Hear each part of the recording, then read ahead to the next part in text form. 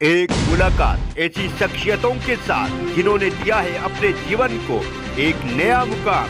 रूबरू कराएंगे ऐसी कुछ हस्तियों के साथ एक खास शख्सियत के साथ मुलाकात जयदेव पटेल के साथ नंबर 1 इंडिया न्यूज पर रात।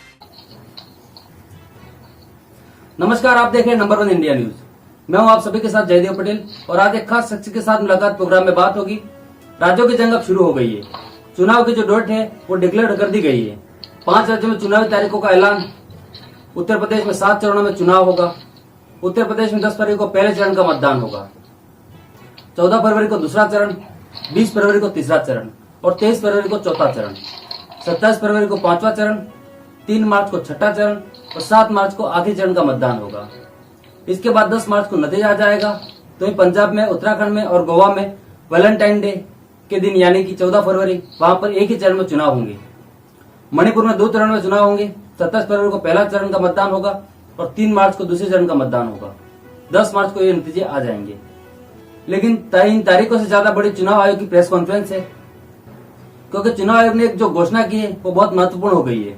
और वो घोषणा है कि 15 जनवरी तक चुनावी रैली, पद यात्रा, साइकिल, बाइक, हर किस्म की रैली पर रोक लगा दिया गया है।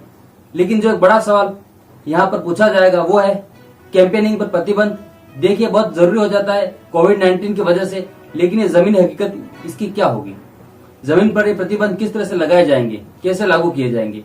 कल को कैंडिडेट ये बोल दे कि मुझे तो चुनाव प्रचार करने का समय नहीं मिला, वो अलग अलग तरीके से प्रचार करने की कोशिश करे, तब चुनाव आयोग क्या करेगा? एक अजीब सी स्थिति जरूर उत्पन्न हुई है। लेकिन अब देखना ये होगा कि इसके लिए क्या योजना बनाई गई है। और चुनाव आयोग के डिक्लेरेशन के साथ ही तुरंत नेता लोग शुरू हो गए और एक कैंपेन शुरू हो गया। समाजवादी पार्टी का 10 मार्च आ रहे हैं अखिलेश, मायावती का 10 मार्च सब साफ बहन जी है यूपी की आस, और उसके बाद योगी आदित्यनाथ राष्ट्रीय की करो तैयारी, 10 मार्च को फिर आ रहे हैं भगवादारी। ये बीजेपी उत्तर प्रदेश ने अपनी कैंपेन शुरू कर दी है। कांग्रेस भी अपनी कैंपेन की तैयारी कर रही है। इसके अलावा चुनाव आयोग ने एक और जो बड़ा फैसला लिया है वो ये है कि पार्टियां बताएगी कि क्यों आपराधिक छवि के उन्होंने उम्मीदवार बनाए हैं। चुनाव आयोग की तरफ से नो और कैंडिडेट KYC ऐप भी लॉन्च किया गया है, जिसमें आपके अपने कैंडिडेट के बारे में सारी चीजें आपको पता चल जाएगी वहां से। इसी पर आज का सवाल है कि नए नियम का ऐलान, किसे फायदा किसे नुकसान, और अब की बार डिजिटल वॉर 2022 में किसकी सरकार? इसी पर चर्चा करने के लिए हमारे साथ एक खास मेहमानों का पैनल जुड़ गया, जिसे आप देख पा रहे हैं। बीजेपी प्रवक्ता समीर सिंह जी, कांग्रेस प्रवक्ता थोड़ी देर में जुड़ेगी हमारे साथ अनुमा आचार्य, और समाजवादी पार्टी के प्रवक्ता जीतू वर्मा। आप सभी का बहुत बहुत स्वागत है आज के हमारे प्रोग्राम में। समीर सिंह जी, मैं आपसे शुरुआत करता हूं कि अब हम देख रहे हैं कि एक डिजिटल लड़ाई शुरू हो गई है भारतीय जनता पार्टी और समाजवादी पार्टी के बीच में उत्तर प्रदेश में, जिसमें लोगों ने अपनी अपनी तरह से मीम्स बनाकर डालना शुरू कर दिए हैं। तो क्या अब ये मान लिया जाए कि राजनीतिक दलों ने भी लगभग ये तय कर लिया है कि अब लड़ाई जो है वो डिजिटल ही लड़ी जाएगी? देखिए, उत्तर प्रदेश के अंदर लोकतंत्र में चुनाव लड़ने का अधिकार है और सब लोग लड़ रहे हैं। बसपा भी लड़ रही है, कांग्रेस भी लड़ रही है, सपा भी लड़ रही है, और माननीय निर्वाचन आयोग ने चुनाव घोषित किया है। उत्तर प्रदेश का चुनाव 7 चरणों में हो रहा है। 10 मार्च को काउंटिंग होने जा रही है और भारतीय जनता पार्टी अपने काम के आधार पर, जो माननीय प्रधानमंत्री जी और मुख्यमंत्री योगी जी का नारा है, सबका साथ, सबका विकास, सबका विश्वास, उस विश्वास के साथ हम चुनाव मैदान में जा रहे हैं। ये जरूर है कि कोरोना काल के तीसरी लहर लगभग उत्तर प्रदेश ही नहीं पूरे देश के अंदर, मैं कहूँगा दिल्ली, मुंबई और कुछ बड़े मेट्रोपॉलिटन शहर जो है ज्यादा प्रभावित है। उत्तर प्रदेश में कोरोना के पेशेंट है और पहली और दूसरी लहर को देश और उत्तर प्रदेश ने भी कोरोना को देखा। हमने बेहतर प्रबंध किया था, आगे भी हम बेहतर प्रबंध की तरफ है। और निश्चित रूप से निर्वाचन आयोग ने चुनाव घोषित किया है, कुछ प्रतिबंधों के साथ घोषित किया है, कुछ कानूनों के साथ घोषित किया है, मर्यादाओं के साथ घोषित किया है। और हम सब लोग विश्वास रखते हैं कि भगवान करे कि ऐसा हो कि कोरोना कम रहे, न बढ़े, जिससे इन मर्यादा और प्रतिबंधों के साथ चुनाव संपन्न कराया जा सके। या फिर निर्वाचन आयोग उसकी समीक्षा करेगा, आगे कैसे चुनाव को लड़ना है, कैसे आगे बढ़ना है। समय और काल परिस्थिति के अनुसार निर्वाचन आयोग समीक्षा करके आगे बढ़ेगा। हम सब संवैधानिक संस्था निर्वाचन आयोग का सम्मान करते हैं और जो भी निर्वाचन आयोग का निर्देश होगा हम सब उसका पालन करेंगे। जीतू वर्मा, 10 मार्च बीजेपी साहब, ये सब कैंपेन तो अब चलती रहेगी डिजिटल माध्यम से। मैं आपसे ये जानना चाहता हूँ कि जो प्रचार पर प्रतिबंध लगाए हैं उसे आप किस तरीके से देखते हैं? देखिए, चुनाव आयोग के निर्देशों का पालन समाजवादी पार्टी करेगी और समाजवादी पार्टी आज से ही नहीं, लंबे समय से डिजिटल तौर पर भी प्रचार कर रही है जनता के बीच, और जमीनी स्तर पर भी समाजवादी पार्टी के नेता कार्यकर्ता, यहाँ तक कि माननीय राष्ट्रीय अध्यक्ष जेपी की रैलियों से माननीय राष्ट्रीय अध्यक्ष की तुलना की गई। जेपी की रैली भारत के इतिहास में सबसे बड़ी रैली कही गई 77 में। तो समझिए, जनता अपने आप आ रही। इनके यहाँ सरकारी बसें, तमाम डीएम, एसपी, एसडीएम लगा के इसी तरीके से सरकारी कार्यक्रम आयोजित करा रहे हैं। इनका जो नारा है कि सबका साथ, सबका विकास और सबका विश्वास, दरअसल वो सबका विश्वास उसमें से हटा दीजिए। सबका साथ और सबका विनाश, और सबके साथ विश्वास था। सबका साथ लिया, सबके साथ सबका विनाश किया और सबके साथ विश्वासघात किया। देखिए, विकास के एजेंडे पर चुनाव, इनका कोई भी भावनात्मक एजेंडा जनता के बीच चलने वाला नहीं है। जनता याद कर रही है कि अखिलेश यादव जी ने हर जिले में 100 बेड का महिला अस्पताल दिया, हर जिले में 100 बेड का ट्रामा सेंटर दिया, हर जिले में कृषि महाविद्यालय दिया, हर जिले में कृषि बाजार दिया, बच्चों को लैपटॉप 18 लाख बच्चों को दिया, 55 लाख महिलाओं को समाजवादी पेंशन दिया, 54 जिलों को 4 लेन से जोड़ा, मेट्रो चलाई, एक्सप्रेसवे बनाया, एशिया का सबसे बड़ा पार्क बनाया। हम 1 करोड़ महिलाओं को आने वाली सरकार में 1500 रुपया देने जा रहे हैं, पुरानी पेंशन बहाल करने जा रहे हैं, 10 लाख नौजवानों को पहली कैबिनेट में बैठक में नौकरी देने का ऐलान करेंगे, बिजली 300 यूनिट बिल माफ करेंगे। ये कितना डर गए, 50% बिजली का बिल माफ कर दिए। अखिलेश यादव जी के ऐलान के बाद ये डर अच्छा लगा पीछे। समाजवादी पार्टी का चुनाव आयोग के निर्देशों का पालन करते हुए 5-5 की संख्या में हम जाएंगे। बूथ स्तर पर हमारी तैयारी आज से थोड़े बहुत लंबे समय से चल रही है और हम अपने सपा के विकास कामों का प्रचार प्रसार कर रहे हैं जनता के बीच, और जनता उन विकास के कामों को समझ रही है। लड़कियों को साइकिल देने के लगा के, मजदूरों को साइकिल देने से लगा के, लड़कियों को कन्या विद्याधन, 3,10,000 भैया आवास, तमाम विकास की ऐसी योजनाएं सीधे जनता से जुड़ी हुई। 108, 102 एम्बुलेंस हो, पुलिस मुख्यालय भवन हो, चाहे मुख्यमंत्री जिस भवन में बैठते हैं लोक भवन हो। हमने इंटरनेशनल लेवल पर ही उत्तर प्रदेश की छवि सुधारने के लिए भगवान विष्णु के नाम पर इकाना अंतर्राष्ट्रीय स्टेडियम लखनऊ में बनाया।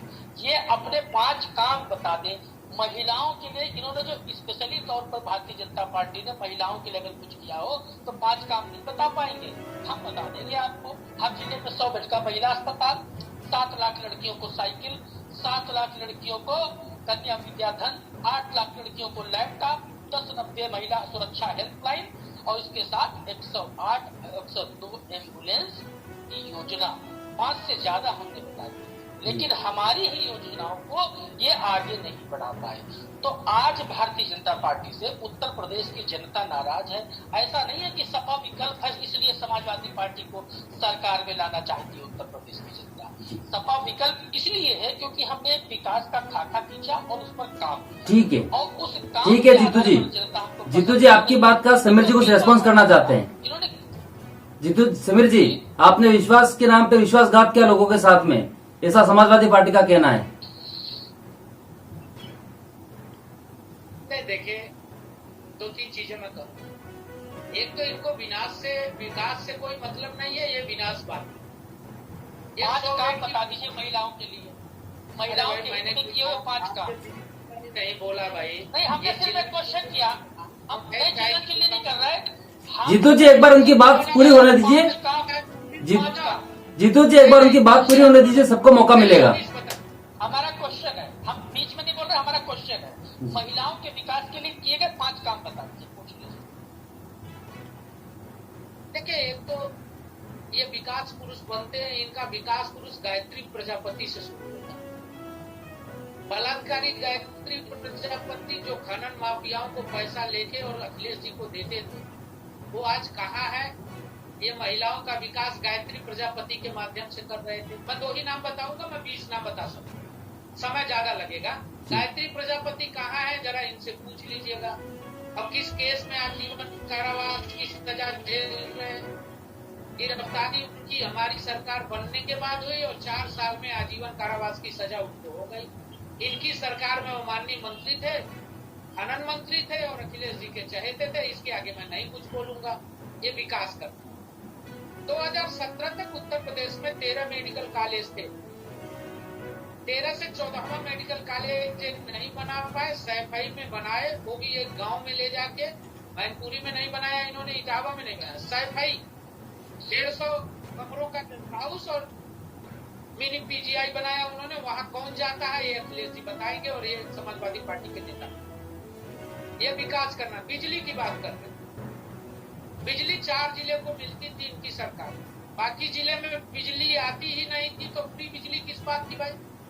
उत्तर प्रदेश के 4 जिलों को छोड़ देंगे तो बिजली नहीं मिलती थी। हम 17 में सरकार में आए तो हमने कहा हर जिला हमारे लिए वीआईपी है और वीआईपी को योगी जी ने खत्म किया।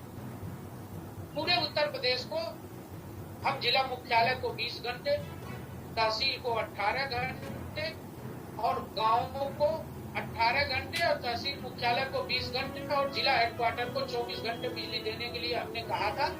हम दे रहे हैं बिजली। ठीक है समीर सिंह जी, मैं वापस आता हूँ आपके पास।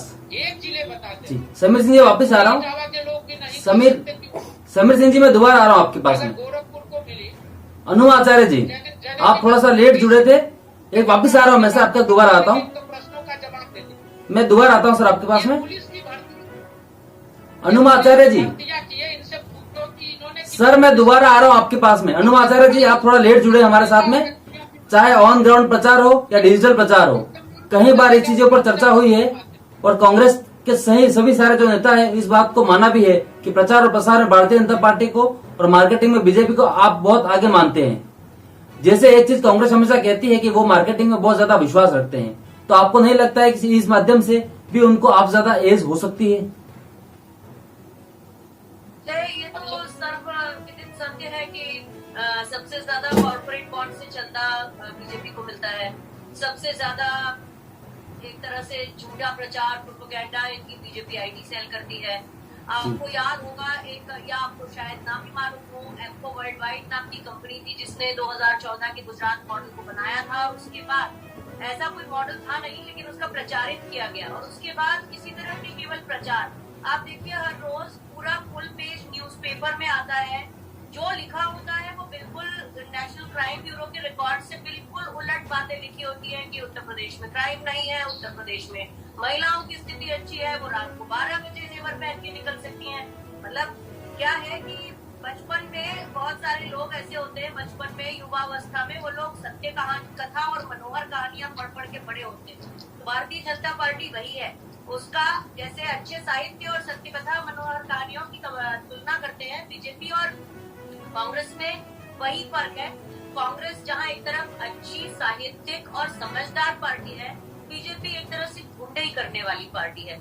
और ये मैं इसलिए भी कह रही हूँ कि उत्तर प्रदेश की जो घटनाएं हमारे सामने हैं, चाहे वो किसी का एनकाउंटर कर दिया जाना हो, चाहे वहाँ कुचल दिया जाना हो किसानों को, चाहे महिलाओं के साथ बलात्कार करके उनको आधी रात में जला देना हो, ये सारी घटनाएं हैं।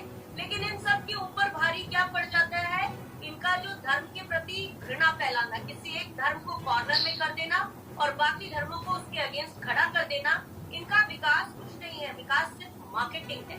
इनके विकास का सिर्फ मार्केटिंग है। पेपर में बहुत सारा बड़ा ऐड दे दो, सारे मोदी मीडिया के चैनल्स को खरीद लो, दिन भर उस पे ऐड आते हैं, हर 5 मिनट में ऐड आता है। तो आप बताइए जब प्रचार माध्यम ही पूरे खरीद लिए जाएंगे तो ये कौन बताएगा कि इन्होंने क्या क्या नहीं किया है। उनके नहीं किए वाले कामों की फहरिस्त ज्यादा लंबी है। समीर जी, एक तो आप अनु आचार्य जी की बात का रिस्पॉन्स करिए पहले, तो उसके बाद मैं मेरा अगला सवाल दोहराता हूँ आपसे।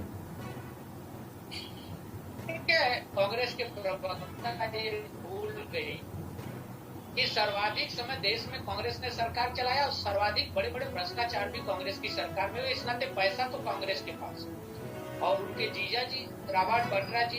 देखिए अगर इस वाले चैनल पे भट्टी बातें होगी तो मैं जा रही हूँ। नहीं, थोड़ा सा कृपया बोल रही हूँ प्रधानमंत्री को अपनी मर्यादा को ना लांगे। नहीं, अनु आचार्य जी अपनी की बात सुनने के लिए जीजा जी अगर भ्रष्टाचार कर रहे हैं, जीजा जी अगर भ्रष्टाचार जमीन का किए हैं हरियाणा से लेके दिल्ली तक, तो सुनना तो पड़ेगा। पैसा किसके पास है ये सबको पता है, जमीन किसके पास है ये सबको पता है, ये किसी से छुपा नहीं। रही बात उत्तर प्रदेश के अंदर, अभी कांग्रेस की प्रवक्ता महिलाओं की बात कर रही थी, किसानों की बात कर रही थी। राजस्थान बलात्कार और महिला उत्पीड़न में नंबर 2 का राज्य है एनसीआरबी के आंकड़े। किसानों के धान नहीं खरीदे गए, लाठियां चली राजस्थान पंजाब के अंदर और महाराष्ट्र के अंदर। किसान आत्महत्या करने में सबसे ज्यादा किसानों ने महाराष्ट्र के अंदर आत्महत्या की। दलित की हत्या राजस्थान में हुई, प्रियंका वाड्रा मौन रहती है। उत्तर प्रदेश में वो महिलाओं की बात करती है। अभी विस्तार हुआ राजस्थान में मंत्रिमंडल का, वो कहती है उत्तर प्रदेश में 40% आरक्षण देंगे। जरा पूछिए कांग्रेस के प्रवक्ता से कि राजस्थान में एक्चुअली सर कांग्रेस की प्रवक्ता ऑलरेडी डिबेट छोड़ के जा चुकी है, समीर सिंह जी। मंत्री बना के समीर सिंह जी ऑलरेडी बहुत सारे सवाल कांग्रेस को जवाब देना चाहिए। मेरा आपसे समीर सिंह जी अगला सवाल है, आपको सवाल समीर सिंह जी आपसे मेरा अगला सवाल है कि आप मुझे ये बताइए कि चुनाव होते रहे, लेकिन चुनाव आयोग ने ये बोला है कि हमने चीफ सेक्रेटरी को ये बोला है कि आप स्पीड लाइए वैक्सीनेशन में। मैं जानता हूँ ये सवाल इलेक्शन कमीशन से है, लेकिन आपसे जानना चाहता हूँ कि इसमें आपकी क्या राय है, क्योंकि ऐसे मामले जब खुद इलेक्शन कमीशन ने आंकड़े दे रहा है कि उत्तर प्रदेश में 90% लोगों को पहला डोज लग चुका है और सिर्फ 52% लोगों को दूसरा डोज। सर मैं पूरा सवाल मेरा कंप्लीट होने दीजिए एक बार। पंजाब में 82% लोगों को पहला डोज और करीब 50% लोगों को दोनों डोज। मणिपुर में सिर्फ 45% लोगों को दोनों डोज लगा है। ऐसे में जब चुनाव कराएंगे तो आप देखिए इसमें लोग पूरी तरह से वैक्सीनेट तो नहीं हो पाएंगे इन राज्यों में, तो क्या कोरोना नहीं फैलेगा? नहीं, देखिए मैंने पहले भी कहा कोरोना है, कोरोना एक महामारी है और हम सबको सौभाग्य प्राप्त है कि योगी आदित्यनाथ जी के नेतृत्व में और आदरणीय मोदी जी के नेतृत्व में उत्तर प्रदेश देश का ऐसा राज्य है जो सबसे बड़ी आबादी का होते हुए आज उत्तर प्रदेश में सबसे ज्यादा वैक्सीनेट है। दुनिया की सभी संस्थाओं ने उत्तर प्रदेश के कोरोना प्रबंधन की तारीफ की। हमने ईमानदारी से कोरोना प्रबंधन के लिए काम किया। हमने ऑक्सीजन प्लांट लगाए, हमने हॉस्पिटल्स खड़ा किए। जिस दिन कोरोना देश के अंदर आया था उत्तर प्रदेश में एक भी टेस्टिंग लैब नहीं था। ये मैं विश्वास कह सकता हूँ और मैं चैलेंज भी कर सकता हूँ। लेकिन हमारे मुख्यमंत्री जी ने उत्तर प्रदेश के अंदर T3 के फार्मूले प्रधानमंत्री जी को बढ़ाया और कोरोना पर हमने नियंत्रण किया। देखिए ये महामारी है, आपने देखा था हमारे सरकार के कई विधायक, कई सांसद, मंत्री तक कोरोना की भेंट चढ़े। माननीय मुख्यमंत्री जी स्वयं पॉजिटिव रहे और जब जिस दिन निगेटिव हुए उसके दूसरे दिन से वो दौरे शुरू कर दिए। जो नोएडा, कभी कोई उत्तर प्रदेश का मुख्यमंत्री जाता नहीं था नोएडा कि हमारी कुर्सी चली जाएगी। उस भ्रांति को भी योगी आदित्यनाथ जी ने तोड़ा। और देखिए योगी जी के एजेंडे में विकास है। अभी समाज के सपा के प्रवक्ता पूछ रहे थे, हमने मेडिकल कॉलेज बनाई, हमने सभी मंडल हेडक्वार्टरों पर आवासीय डिग्री कॉलेज बच्चियों के लिए बनाया, इंटर कॉलेज बच्चियों के लिए बनाया। हमने 5-5 सैनिक स्कूल का शिलान्यास किया और बन रहा। हमने पुलिस की महिला बटालियन बनाई। हमने महिलाओं के उत्थान के लिए, और ये सौभाग्य की बात है कि योगी आदित्यनाथ जी के नेतृत्व में आप देखिए 5 साल में 4.5 लाख से ऊपर सरकारी नौकरी और 1.5 करोड़ से ऊपर रोजगार इंफ्रास्ट्रक्चर के माध्यम से आज तक किसी भी सरकार ने 4.5 लाख सरकारी नौकरी दी हो तो वो सरकार बताए कि हमने दिया। पिछली सरकारों में क्या होता था किसी से छुपा नहीं है, सब लोग जानते हैं। और जो लोग जिन्ना के नाम पर चुनाव लड़ना चाहते हैं, जो लोग तुष्टीकरण की नीति पर चुनाव लड़ना चाहते हैं, जो लोग ये बताते हैं हमने एक एक्सप्रेसवे बना दिया, हमने 4 एक्सप्रेसवे बनाए, हम बना रहे हैं। ठीक है समीर सिंह जी, दोबारा आ रहा हूँ आपके पास। हम गोरखपुर एक्सप्रेसवे बना रहे हैं, 70% काम पूरा है। हम इंटरनेशनल एयरपोर्ट बना दिए, कुशीनगर का इंटरनेशनल एयरपोर्ट चलने लगा, श्री राम इंटरनेशनल एयरपोर्ट। समीर सिंह जी मैं आपके पास दोबारा आ रहा हूँ सर, मैं दोबारा आपके पास में आ रहा हूँ। जीतू वर्मा जी, मेरा सवाल यही है कि कहीं ऐसा तो नहीं है अभी 15 जनवरी तक रैली पर प्रतिबंध है, हो सकता है रैली पर प्रतिबंध जिस तरह से मामले बढ़ रहे हैं आगे भी हो, और उतने में फर्स्ट फेज का चुनाव हो जाएगा, तो क्या ऐसी स्थिति आएगी जिसमें नेता पलट कर ये बोल दे कि हमारे जब चरण थे तब तो रैली पर बैन था और बाद में जब स्थिति सुधरेगी तो बाकी को रैली का मौका मिल रहा है, तो ये हमारे साथ ही सही नहीं हुआ और नाइंसाफी हुई। नहीं देखिए एक चीज नहीं सर, मेरा सवाल जीतू वर्मा जी से। समीर सिंह जी, मेरा सवाल जीतू वर्मा जी से। जी देखिए, समाजवादी पार्टी की चुनाव की हर तरह से तैयारी बहुत लंबे समय से चल रही है। आज चुनाव आयोग रैली बंद किया है 15 जनवरी तक। आगे वो समीक्षा करेंगे, जैसा निर्देश देंगे वैसे चुनाव लड़ेगी समाजवादी पार्टी हर तरह से प्रिपेयर है चुनाव लड़ने। जमीनी स्तर पर भी मजबूती से काम किया गया है, बूथ पर मजबूती से काम किया गया, डिजिटल लेवल पर भी मजबूती से काम किया गया। तो ऐसा नहीं कि रैली नहीं हो पाएगी तो समाजवादी पार्टी कहीं से किसी से कमजोर चुनाव लड़ेगी। समाजवादी पार्टी सबसे मजबूत चुनाव लड़ेगी, जमीनी स्तर पर भी और डिजिटल लेवल पर भी। रही बात अभी आपने बिजली की बात की, बिजली की बात तो इन्होंने की, लेकिन ये नहीं बताया कि बिजली का एक कारखाना कहीं उत्तर प्रदेश में लगाए, उसका नाम नहीं बता पाया। 12 कारखाने माननीय अखिलेश यादव जी ने उत्तर प्रदेश में लगाए थे समाजवादी पार्टी की सरकार में, और 8000 मेगावाट बिजली उत्पादन बढ़ाया था। अकेला उत्तर प्रदेश ऐसा राज्य था जो उत्तर प्रदेश 5 साल में 8000 मेगावाट बिजली उत्पादन की क्षमता रखता था। दूसरा, आपने महिलाओं के लिए 5 काम नहीं बता पाए, 5 विकास काम नहीं बताए, और इधर उधर घुमाने। सुनिए, हम तो आपके बीच में नहीं बोले, आप बीच में नहीं बोले, मैं आपके बीच में नहीं बोला। आप अपनी बारी बताइएगा, अपनी बारी। आपने महिलाओं का सुन लीजिए, आपने महिला सम्मान चिन्मयानंद से शुरू हुआ था, सेंगर से शुरू हुआ, और महिला की साड़ी खींचने से लगा के हाथरस में दलित बेटी को जलाने तक इनका सीमित रहा। और किस कदर 200 से ज्यादा महिलाओं की गैंग रेप के बाद हत्या इनकी सरकार में हुई। 35 वकीलों की, 35 पुलिस वालों की हत्या, 9 पत्रकारों की हत्या, 200 से ज्यादा समाजवादी पार्टी के नेताओं कार्यकर्ताओं की हत्या, 14 भारतीय जनता पार्टी के नेताओं की हत्या, 13 बसपा के नेताओं की हत्या इनकी सरकार में हुई है। व्यापारियों की हत्या बड़े पैमाने पर हुई है। सीतापुर में विधायक की हत्या हुई है। जेलों में इनकी सरकार में हत्याएं हुई, कस्टोडियल डेथ हुई है, पुलिस कस्टडी में हत्याएं की गई है। आपने ये नहीं बताया। इन्होंने लंबी बातें की, झूठ फर्जी बातें की। भर्ती की बात कर रहे हैं, सपा सरकार में 5,43,000 सरकारी नौकरियां दी गई। पुराने सरकारी आंकड़े उठाकर देख लीजिएगा, उद्योग लगाकर 42 लाख लोगों को सीधे रोजगार से जोड़ने का काम किया गया था। आपने भर्ती घोटाला किया। अब सुनिए भाई, जीतू वर्मा जी, मैं जवाब ले लेता हूँ। आपने जीतू वर्मा जी, भर्ती में घोटाला किया। जीतू वर्मा जी, मैं जवाब ले लेता हूँ। समीर सिंह जी, 70,000 टीचरों को, जवाब दीजिए। टीचरों को विधानसभा के सामने लाठी किसने मारी? जो शिक्षक भर्ती के लिए आज भी परेशान है। दरोगा में जो भर्ती होनी, जीतू वर्मा